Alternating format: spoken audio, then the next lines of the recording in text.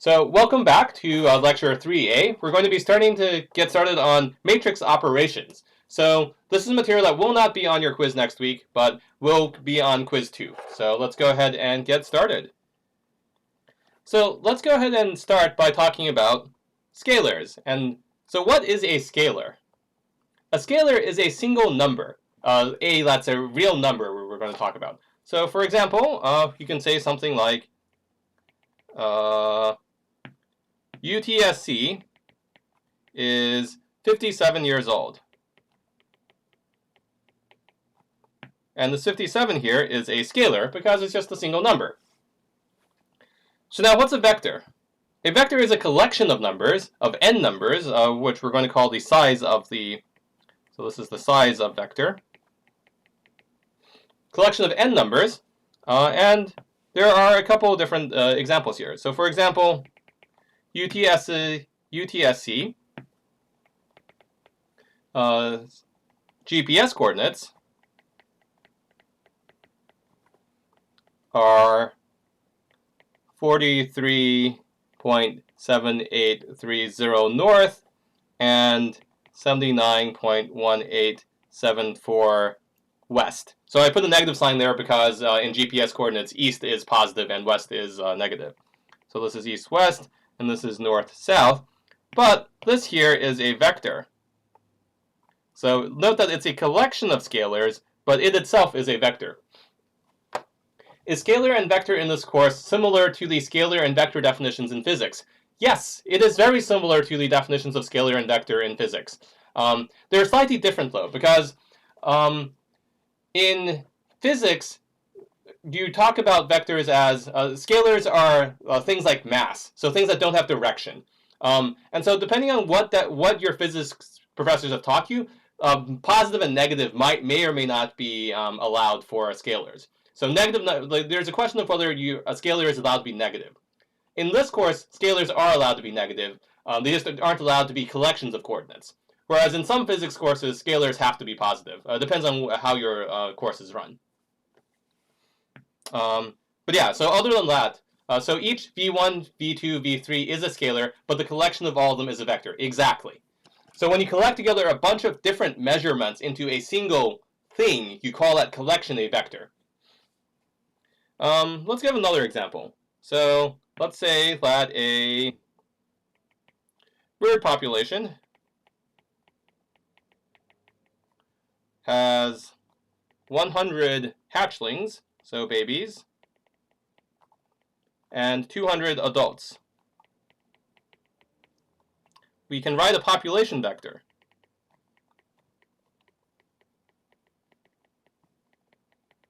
Vector 100, 200.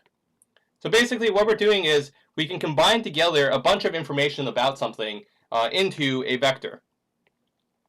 So here this population vector corresponds to, well, you're asking about the bird population, and the bird population has several different components. One is how many babies there are, and the other is how many adults there are. And instead of having them separately written, you can combine them all into a single vector. And there are some advantages to this that we'll see later.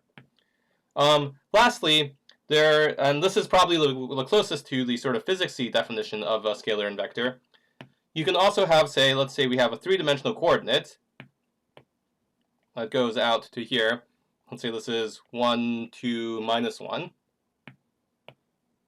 So a three-dimensional coordinate you can think of as three different scalars together, and so you can think of this as a point, or direction, and magnitude in 3 dimensions.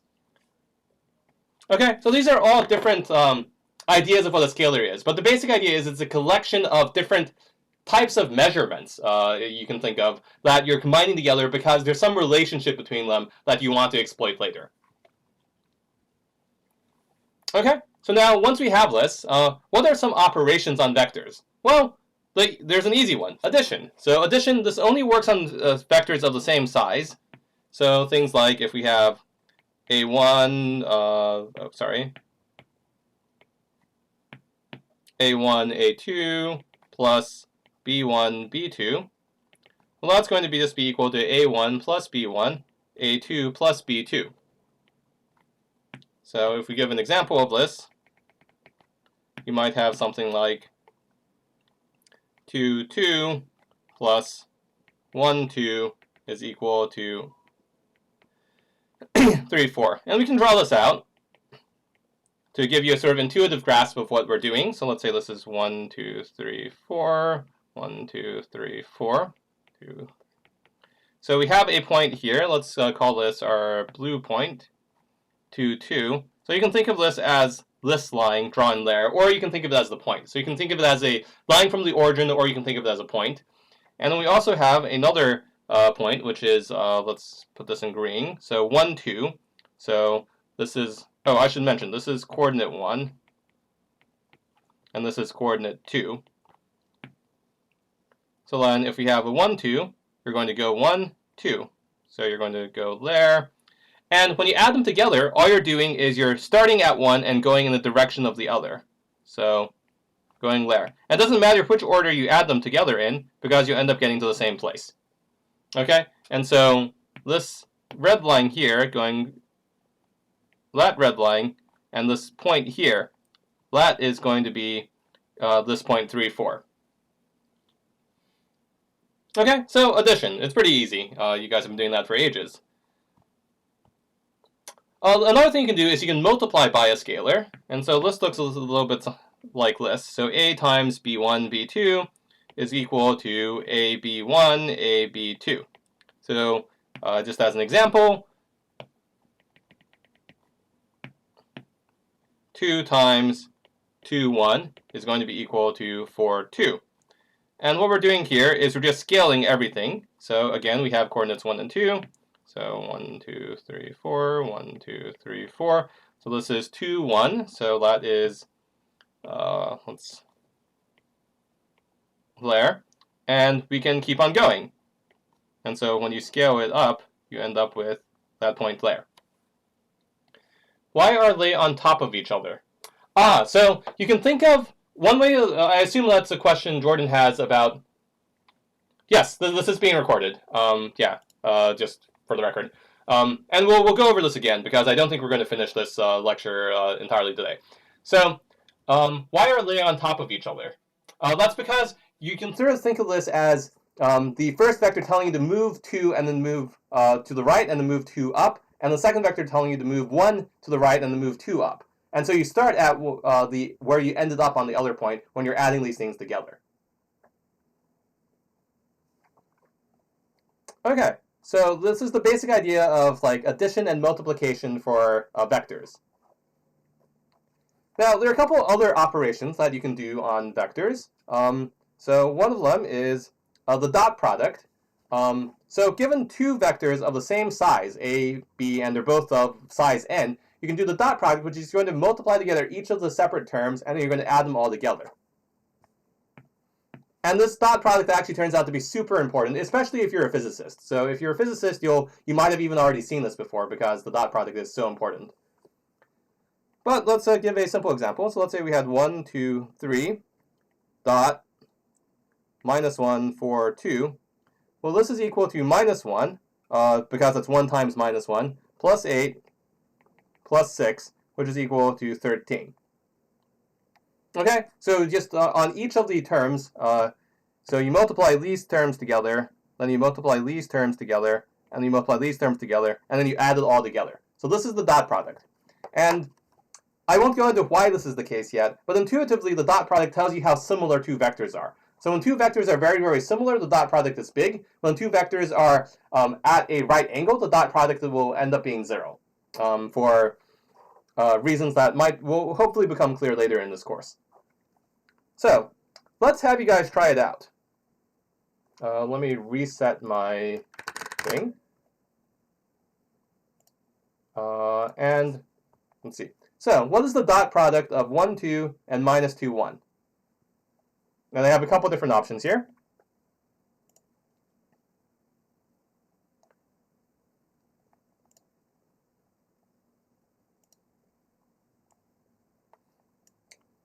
Okay, so we're getting a number of different replies.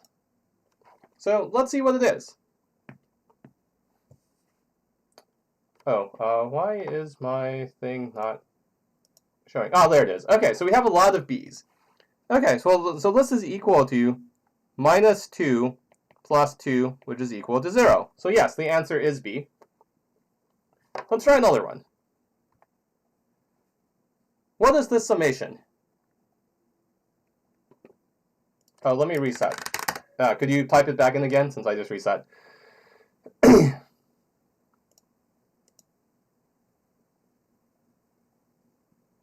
Okay, so now it looks like we're getting a lot of, oh, come on. So we're getting lots of E's. And yes, the answer is none because addition isn't defined when you have these two different sizes of vectors. So you can't add these vectors together. It's just not a well-defined operation. Okay, let's try our last one. What does this equal to? So know that we have scalars multiplied by something, and we have a subtraction of two different things.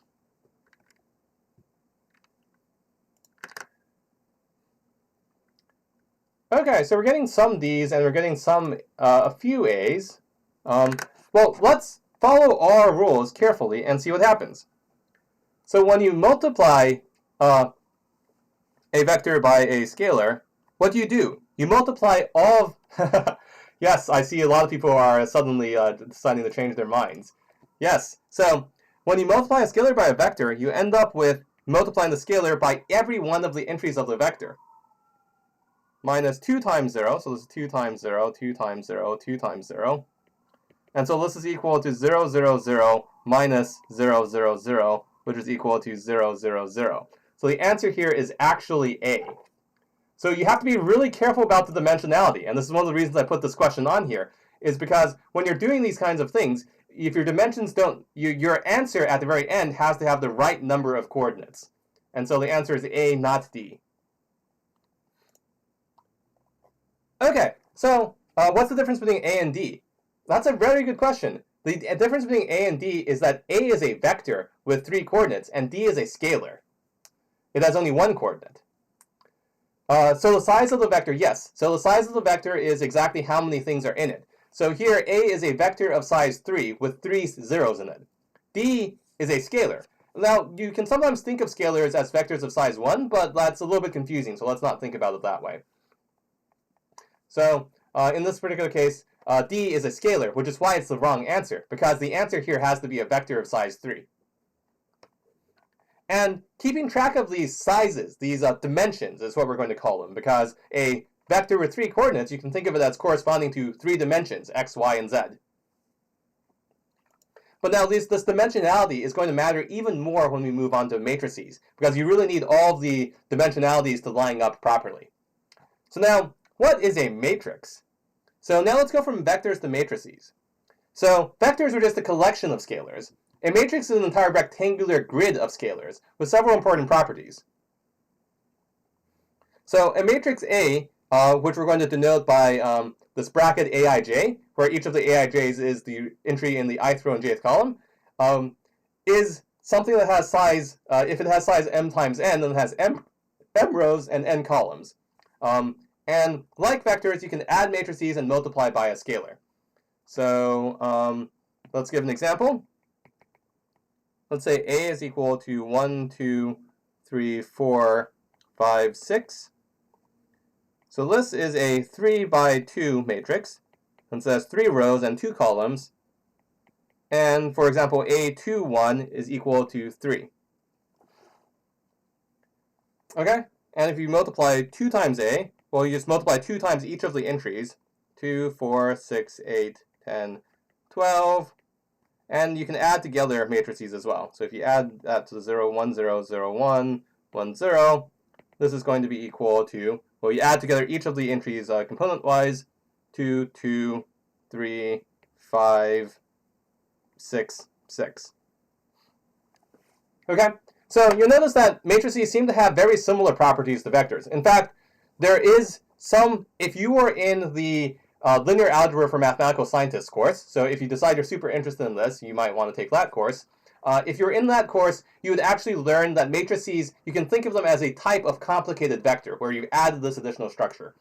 We're not going to worry about them. For us, matrices are going to be rectangular grids of scalars, whereas vectors is going to be a collection of scalars. And these have a couple other properties. So one of the important ones for matrices is because there's this sort of additional structure. So we have something called transposition. So if you have a matrix A with size m times n, and you have a matrix B that's the transpose of A, which we're going to denote by this symbol A to the T, that has size n times m, where you've swapped each of the rows and all the entries across the diagonal line from the top left to the bottom right. So let me give a couple examples to make this a little bit more clear. So let's suppose we had 1, 2, 3, 4. The transpose of this is going to be equal to 1, 3, 2, 4. And the reason for this is you can sort of draw a red line from the top here, and then you're swapping everything across it. So from the top left to the bottom right, you swap everything across it, and everything on the diagonal stays the same. Now, you have to be a little bit careful because the shape of your matrix might change as well. Oh, sorry, let me use blue for this. I'm using blue for the matrix. Let's suppose you had 1, 2, 3, 4, 5, 6. So this transpose is going to be equal to 1, 2, 3, 4, 5, 6. And what we've done here is note that there is still this red line. Oh, come on, red. This red line that goes through. But here, you'll note that the shape of the matrix itself gets flipped. Because the shape of the matrix was originally a 3 by 2. So this is a 3 by 2, and now suddenly it's a 2 by 3. And let me give you one final example, which will be super important, which is, let's suppose you have a 1 by 2 matrix. So note that this matrix looks a lot like a vector. You can swap it, and you can turn it into this 2 by 1 matrix, 1, 2. Okay? And it turns out that this is actually a very important operation because you can think of a matrix with just one row or with just one column as a vector. And this is a very important way of thinking about it. So a matrix with just one row we call a row vector because, well, you can think of it as something like 1, 2, 3 as a collection of just 3 things is a row vector. And a matrix with just one column is just a column vector. So normally, when we say vector, we're going to implicitly mean column vector, but it's something that you can use a little bit interchangeably because you can just take the transpose of a row vector and you end up getting a column vector.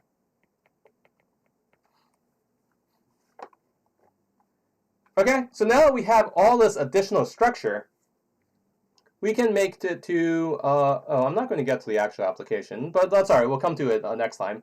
So we can get to one of the super duper important properties of matrices, which are matrix products. So you guys might have seen this before, and you might have, so if we have a matrix A and a matrix B, if A is an m by n and B is an n by p, then you end up with a product, which is an m by p matrix, where you're multiplying together each of the rows by each of the columns of the respective matrices. So one way to think about it is you're taking, it'll be easier with an example. So if we have, say, 1, 2, 3, 4, 5, 6 here, and we have, let's say, -3, -2, -1, 0, 1, 2, then this thing here, so you should note the dimensionality first. So this is a 2 by 3 matrix.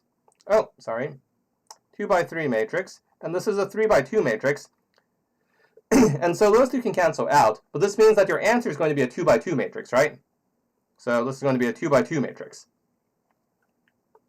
And so this is going to be equal to... So what you can do is you're going to take each of these rows. So let's take this row in red here. And we're going to multiply it by this column. So we're going to take the dot product of that row and that column, which you can,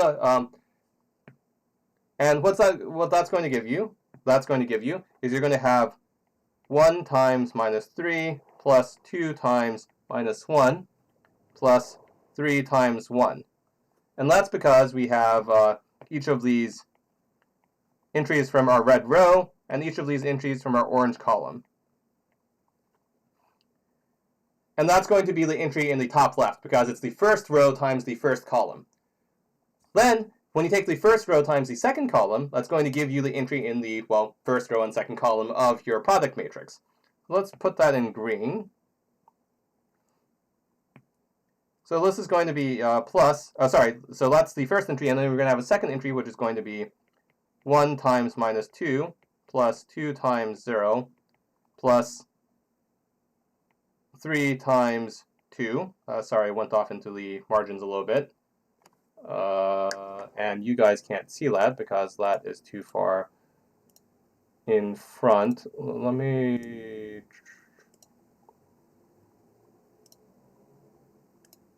Okay, let me rewrite that because otherwise you guys can't see it.